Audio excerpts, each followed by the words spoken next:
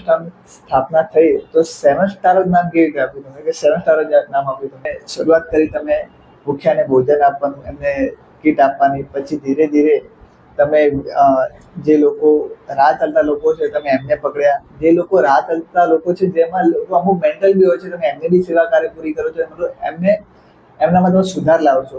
અપંગ લોકોને વ્હીલચેરનું વિતરણ કર્યું, દિવ્યાંગજનોને કેબિન આપ્યા, પછી સેવાકીય પ્રવૃત્તિ કરી, ગાયોને રેડિયમ બેલ અને શું કહેવાય કે પક્ષીઓ માટે પક્ષી બચાવ મહાઅભિયાન, આવા ઘણા બધા અનેક કાર્યો છે જે તમે કર્યા છે. તો એ બધું વન સ્ટેપ કેવી રીતે તમે જોડ્યા?